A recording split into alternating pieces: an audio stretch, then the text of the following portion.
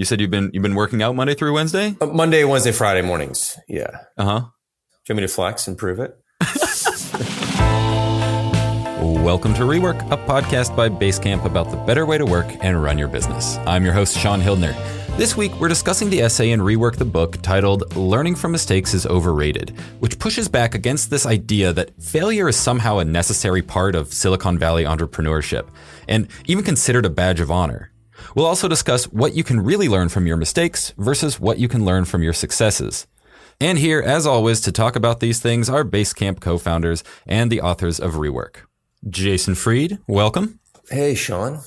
And David Heinemeier Hansen, welcome to you. Hello. So in a previous life, I used to have to cover a lot of those like tech startup accelerator pitch days. You know what I'm talking about? Like teams would have something like 2 months to build a company and then they'd all get to pitch to potential investors. Well, during that time, I don't think there was a more prevalent phrase tossed around than fail early and fail often. How did this become such a thing that failure is just a built-in part of entrepreneurship? I think it's more of a Silicon Valley thing because the guy who runs the pizza shop on the corner, he doesn't want to fail early and often. The dry cleaner doesn't want to fail early and often. Most people who start businesses don't want to fail.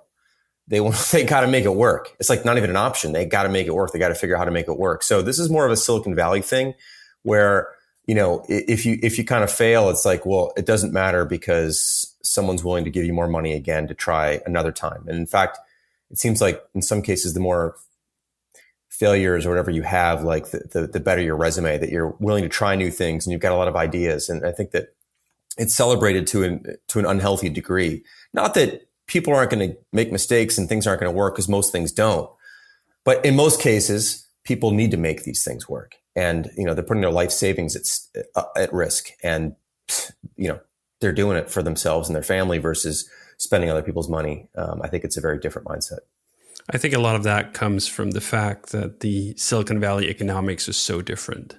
The odds are so different that they literally need 1 in 1,000, 1 in 10,000 to pay for the entire lot. That you need one breakout success that can pay for everything else. And those breakout successes, they are often outrageous. I mean, if you had pitched Facebook before Facebook's, hey, what if you had this service where you just give all your personal information to us and then we slice it and dice it and we sell it to everyone who wants to target just exactly your demographic? What about that? It would have sounded like a bad idea. I think it's still a bad idea, but it's clearly a profitable idea that wasn't obvious in the same way that perhaps a pizza shop or a project management software company would be. And those kinds of odds necessitate that most people will be wasting their time because there's just so few Facebooks and unicorns in this world compared to how many people have to try to get there.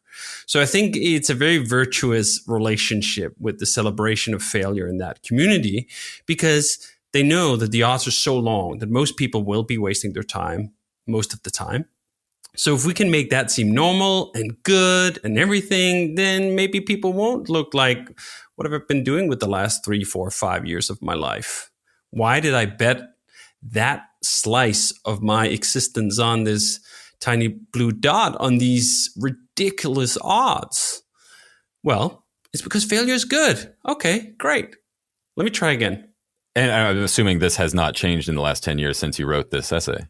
I don't think so. I think if anything, it's become even more so that the outliers are even more, to some extent, profitable when investors can see that, well, do you know what? This isn't just going to be $1 billion company. It might be a $10 billion company. It might be a $100 billion company. It might be a $1 trillion company. How many failures can a $1 trillion return pay for? Right. What, tens of thousands, hundreds of thousands? Lots and lots, right? So I think if anything, the dynamics have been pushed even further in the direction that try outrageous things, more outrageous things, anything that could possibly turn into this 10, 100 trillion dollar business. That's what's worth it, because that's the thing about investing is it doesn't really matter how much money you lose if one of them pays for everything else. But I do think it matters, obviously, for the people who are volunteering their lives to be one of those shots. Because for them, it doesn't really matter whether their investor gets a Facebook-like return. It doesn't help them. If you're one of the 1,000 or 10,000 who's not on that train, what good is it for you that for the investor everything got paid back? Well, I suppose you got a salary while it happened, but I don't think you're going to look back upon that time in your life and think, do you know what? That was great. Well, maybe some do. But as a broad whole, it seems like an utter waste of human potential to have 999 teams chase these impossible things so that we can have one outlier give us the next Facebook. And I think, some people might hear that and think that David's suggesting that you need to be extremely conservative with what you're doing. I mean, I don't think that's the point here. Like, you can take plenty of risks. It's more about, there's a difference between taking a risk and putting yourself at risk. And if you put yourself at risk in a way where, like, if your idea doesn't work, the whole thing falls apart, that's probably too much risk. But you can certainly swing for things. We've done a bunch of things that haven't worked. Not hundreds of things, but we've done a few products that haven't done as well as Basecamp. We've taken risks on a variety of different things, but we didn't set it up in a way where we actually consider it a failure. Like, Backpack is not a failure. It just didn't do as well as Basecamp. High Rise is not a failure at all. It just didn't do as well as Basecamp. So it's also a little bit of a matter of how you phrase it. But of course, going out of business or having something completely, crash where you can't afford to pay the rent, like, that's a different story. But there's different degrees of risk here. And I think that's important. And also, just not framing something that didn't work as a failure. It's not a failure. Just like, it didn't work as well as something else. It's fine. Like, that's the thing I also don't like, is this quick jump to failure. It's like, if it didn't work, it's a failure. No, it's not. It's not really a failure at all. It's just a thing that you tried. And I think that's the insidious nature of this venture capital definition of success, being this outsized thing that they actually want to declare failure on a bunch of things that are not failure in normal land. Hey, here's a nice $5 million a year business. Here's a nice $10 million a year business. That's a complete failure to someone doing a Series A round of investment. They don't get anything back on that. So it's far better to declare that a failure, to recycle the raw materials, the people, into another attempt at a unicorn, at $1 billion or $1 trillion business. The worst thing in that regard is actually to tie up attention and the raw materials of people into things that just do well, right? Because the game is not about doing well. It's about the slam dunk hitting it out of the moon. And again, what a waste. We could have had a bunch of businesses that would have been wonderful $5, $10, $50 million businesses. And yet they have to be crunched and recycled into the chase for another unicorn. In this essay, you lay out some of the points of failures, like hiring the right people, pricing correctly, spending less than you're taking in. In the last decade or so, are there any other points of failure you've seen in startups? I think there's been again, I don't want to use the word failure because I'm not a big fan of the word, but I think there's been a lack of imagination in terms of business models. And also, to David's point, like, sort of a lack of recognition that there's different scales of businesses that can be wonderful businesses, that you don't need to keep hitting it out of the park to make it work. Like, you can build a $8 million a year business or a $15 million a year business. And if you can take care of, a dozen employees really well, and you can take home a good amount of money yourself and support your families, like, that's a success story. It's not a failure because it didn't get to 100 million. So it's, again, I think that it's in the definition. And then the business model thing, it's mostly, it's kind of advertising or subscriptions that are the two business models for the most part. And I don't know, there's got to be more than just two. There's just got to be. So I feel like there's just a lack of imagination there, or also a lack of appreciation for the fact that some people, or more people, I think, than are expected, are willing to pay for things. So a lot of advertising-based businesses could probably be subscription-based businesses, or other kinds of payment setups, versus just assuming that advertising is the default mechanism if you're going for, a big, huge business or whatever. So that's not the case everywhere, but I do think there's got to be some more gradient in between the poles here. And I think one of those examples is, it's sort of ironic since we run a subscription-based business, but it used to be that you could buy software not on a subscription.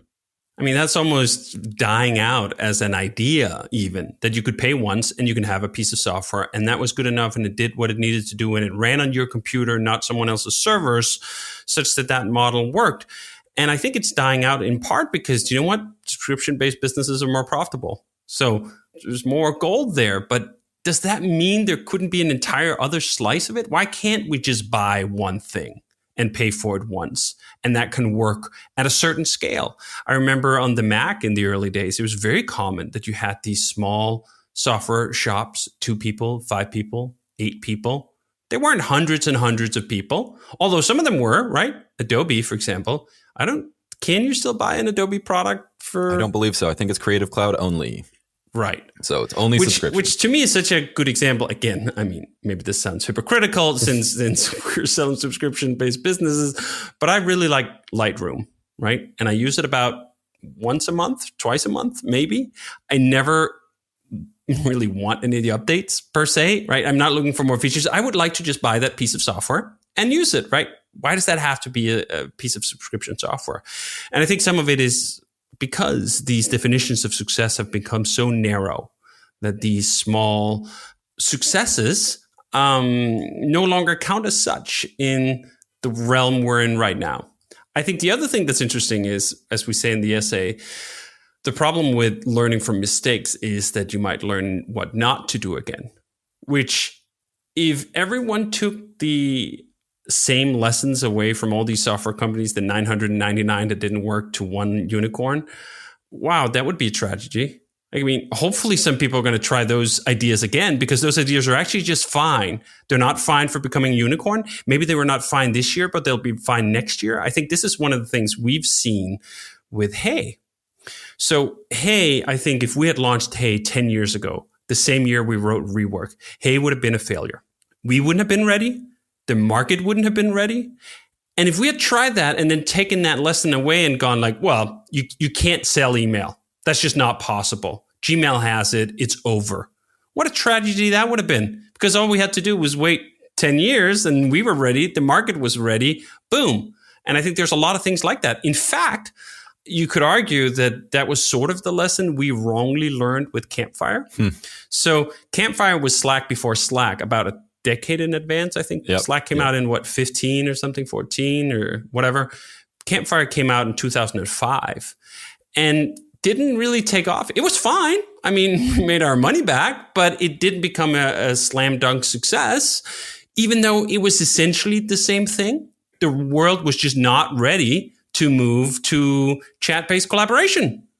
And then it was 10 years later, and we weren't on that train because perhaps in part, we weren't good enough to make Slack. I don't know.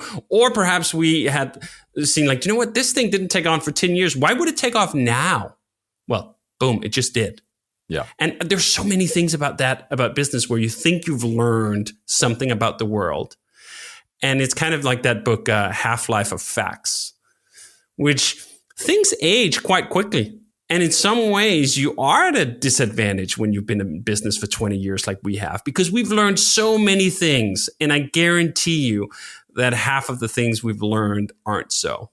Yeah. And because they've worked for us, you take them for truth. Right. Also, you don't like one of the hard things to do is to reconsider something that worked.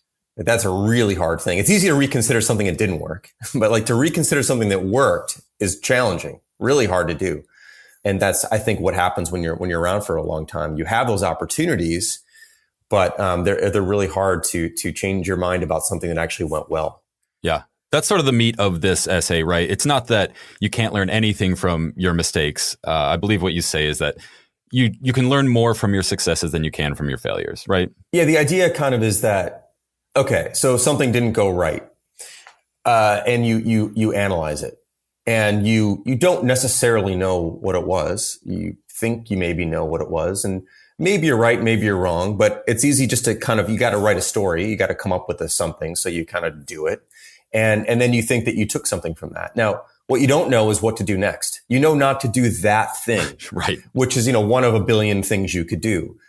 What I think is a little bit nicer about focusing on the things that have worked, although they also don't necessarily provide perfect lessons, but you might have a better chance at really understanding what to do again or what to try again versus what not to try again. What not to try again doesn't really give you a step forward, but what to try again, at least you have something you could try again and see if it works. They're both imperfect because, like David said, it's a timing thing. It's a million things. It's luck. It's place. It's a million different things, the market. But at least you have somewhere to go, some guide on which direction to try to head again versus the alternative where you just know not to take a step forward, but you've got 360 degrees you can walk. Like which direction do you turn? You really just don't know. In the 2 decades that you've been running Basecamp, or 37 Signals before that, can you point out any mistakes that you have learned from? David just rolled his eyes at me. Here's an interesting one, I think. This isn't like necessarily a mistake that we learned from, but it was a reconsideration of something. When we launched Backpack was our first consumer facing product, which was, Basecamp was our, business product. Backpack eventually became a business product, but initially it was like $5 a month and for just direct consumer use. And it's hard to make those economics work. It's hard to make that business work. It's a very different kind of business. And I think for a long time, we shied away from doing anything that was consumer based because business software was something we knew really well and worked really well and paid really well. And then with Hey, we decided to try the consumer side of it again. And the consumer side is doing a lot better than the business side right now. Now, that's not to say the business side can't do better. And there's a couple of reasons why we think it could do better and will do better once we build some more stuff into it and talk about it the right way and whatever. But that was sort of revisiting something that we thought we wouldn't do again. It's not really a direct answer to your question, but it's a change of mind. And to me, that's a little bit more interesting than like what failures were right or wrong. It's more like, when were you willing to change your mind, or how often are you willing to change your mind? I think that's actually the more interesting version of that question. I think the lessons from failures also ties to the point that Jason often makes about not risking the company on a big call, on a big roll of the dice, where you could really look back and think, oh, I got that one wrong, and it's gone. That consequences of being wrong on that decision would be so high as to be catastrophic, as to be company ending, because those are the things I think that really scar themselves into your mind as, ooh, ouch. When you think of it in a much smaller way, we make mistakes all the time in terms of designing a feature or planning something in a certain way. And then we make small corrections. I think we have another essay about making lots of small decisions, accepting that a fair number of them are going to be wrong, and then correcting later. I think a parallel to this is hiring. We have a very rigorous hiring process, and we put a ton of work and diligence and heart into it. Sometimes to the point of almost too much, because it becomes very precious to the point of, if someone does not work out, it feels like a catastrophe. When perhaps more healthy approach to it is, if you're going to hire 10 people, do you know what? If 6, 7, maybe 8 stay, wow, that's great. Yeah. Which means that 4, 3, 2 of them don't. Right? You price in some ratio of failure from the beginning, and you accept that that's the price for making decisions, and you move forward. And you can do this in all sorts of domains. This is why we're often quick to make these small decisions, because we know, do you know what? We're going to be wrong some percentage of the time, and it's not going to matter that much. And we can change our mind and move on from it. I think it's a language thing too. Like, the way you just framed it, like, I wouldn't consider those 2 or 3 people who didn't quite fit in for their reason or for our reason to be failures. We just, like, it didn't work. Yeah. And I think language really matters here, because failure is it's like you said, it's such a common thing in our industry. People love to talk about it, but it's such a harsh word. Yeah. It's so polarizing. It's like the worst thing, like failure, versus like, it didn't work, or that person wasn't the right fit, or we weren't the right fit for them. That's something you can understand that happens in the world, and you're not afraid of it. It's just something, of course, not everyone's going to work out. Like, everyone knows that. But to say, like, you put in all this effort and you failed at hiring the right person, I don't know, that kind of makes you nervous about doing anything. Like, I don't want to fail at that. I'd rather just give it a good shot. And if it doesn't work, it doesn't work. So the words you use and the mindset that you come at this stuff with has a big effect on your mood and sort of the self-esteem of the organization as well. if the word failure is being thrown around a lot, and if someone doesn't work, it was a failure, like that damages the self-esteem of the organization. At some point, people become afraid of doing anything because who wants to be labeled a failure? I think it also ties back to the whole framing of this essay, though, is what should you learn from? So say you hire someone, doesn't work out. You could try to look into that and find some reason, and then try to see if you can find some pattern and learn something. And then like, oh, next time we have to be sure we don't do that. You know what? I think that's a lot more faulty of a process than, do you know what? Here's 6, 7, 8 people who worked out really well. What are some of the commonalities that these people share? What would work well? Oh, for us, for example, we learned that hiring great writers is a mark of success at Basecamp. We've learned that managers of one, people who can set their own direction and follow up on it, wow, mark of success. Those are the things to focus on. If you read anything we have about hiring, it's usually not like, ooh, avoid these people, right? Because that's the other fact here is that if we talk about hiring, everyone is flawed.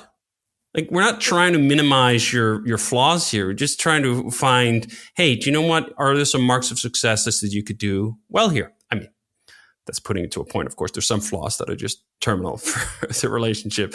But I don't think that those are sort of diamonds in the rough you really have to unearth versus with the what works well at Basecamp. And that's also the important point, as Jason says. It's not just about like, is this person the right fit? No. Is Basecamp the right fit for this person, right? Does Basecamp work for this person? It's just as important as the other way around, if not more important. So accepting what kind of organization you are, and then who are the kind of people, what do they look like, the people who have success here? And are there some things we can extract and try to find more people like that? Which is, in many ways, is a similar thing to common ways of marketing, right? Like Facebook and others, they have all this look-alike matching. You try to find customers who are roughly like the customers you already have, because whatever it is about the customers you already have, well, that was a success. They like your product. They're paying for your product. If you can find someone who's like them, they're also likely to like your product and pay for your product. So that's a good virtuous cycle to investigate.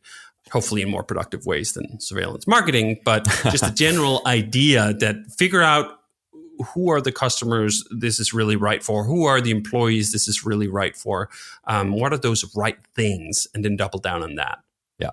I think to wrap this up, I want to kind of continue that thought experiment that David started earlier. Imagining that Hey was your first product, would it have worked? Which you said probably not. But I kind of want to dive in. What about the successes of Basecamp informed the success of Hey? I don't know if looking at Basecamp, the product, had much to do with that. I think, though, that this fundamental interest we have in novelty and bringing new ideas and building the kinds of things that other people aren't building. And Basecamp was that kind of thing. Basecamp was not a Microsoft project lookalike, which, of course, that we're throwing way back here because Microsoft project, I don't even know actually if it exists anymore, but it was the thing at the time. Yeah, that was project management. Yeah. And so we built something that had nothing to do with that. We pushed hard against some of the fundamental ways in which people manage projects, which were Gantt charts and reports and whatnot back then, and went in a very, very different direction and created a very strong contrast between what Basecamp was, what Microsoft Project was. And then with Hey, I think we did the same thing fundamentally, the same spirit, which was that Hey does not look like Gmail. Gmail is the Gmail and Outlook are both basically that's the whole market essentially. And Hey looks nothing and acts nothing and smells nothing like those products. It's very different. And again, this isn't about looking at Basecamp, but it's about our general approach. That if we're going to put something new into the world, it's got to be new. It can't sort of be like everything else initially. Of course, as you build it out, you begin to flesh it out and flush it out. And like some things start to, there's some things you may have missed the first time around, whatever. But, and the same thing is true. Like we're thinking right now about building a calendar into Hey. I don't know when or if we're going to do it, but we're thinking about it. And the things we're thinking about, like we're not just going to build a calendar into Hey.